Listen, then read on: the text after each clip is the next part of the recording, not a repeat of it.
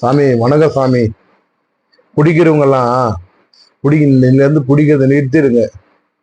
ஏன்னா நீங்க குடிக்கிறதுனால எத்தனை குடும்பம் வீணா போகுது.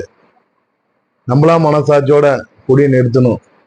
நீங்க குடிக்கிறீங்க, பாக்கு போடுறீங்க, ஆன்சு போடுறீங்க, மாவா போடுறீங்க, கஞ்சா அடிக்கிறீங்க, மாத்திரை போடுறீங்க, ஊசி போடுறீங்க. இதெல்லாம் பண்றதுனால இந்த நாடுக்கும் கெடுதல், நம்ம குடும்பத்தையும் கெடுதல். நம்ம எதுக்காக இந்த விஷயம் நான் சொல்றேன்னா, என்னுடைய நண்பர்கள் இது போலதான் குடிச்சு மாவா கெஞ்சா இது போல பண்ணி நிறைய பேர் இறந்து விட்டார்கள். இன்னைக்கு என் நண்பன் சொல்றதுக்கு யாரும் இல்லை. நண்பன் சொல்றதுக்கு இல்லைனாலும் பரவாயில்ல, என் நண்பன் குழந்தைங்களுக்கு அப்பா சொல்றதுக்கு யாரும் இல்லை. அவன் குடும்பம் இப்ப எப்படி இருக்கு தெரியுமா? ஒருவேளை சாப்பாடு கஷ்டப்படுதுங்க. ஏன்னா என் நண்பர்கள்லாம் பெரிய பணக்காரன் கோடீஸ்வரர்லாம் இல்லை. பெயிண்ட் வேலை செய்கிறவர்கள், மீன்பாடி ஓட்டுறவர்கள், கொத்தனார் வேலைக்கு போறவர்கள், இது போல சின்ன சின்ன வேலை செய்யறவர்கள். நீங்க குடிச்சதுனால்தான் அவங்க இறந்தாங்க.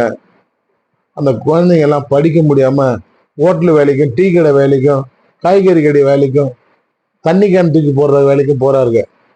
ஒருவேளை சாப்பாட்டுக்கே கஷ்டப்படுறாங்களே, அப்போ நம்ம எதுக்கு இந்த போல குடிச்சு சாகணும்?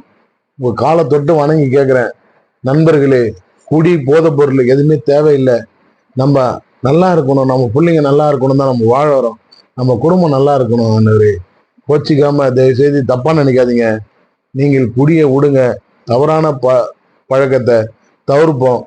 நல்ல இந்தியாவை, எதிர்கால இந்தியாவை நம்ம குழந்தைங்க மூலியமாக வல்லரச நாடா ஆக்க அனைவரும் காலை தொட்டு வணங்கி கேட்டுக்கிறேன்.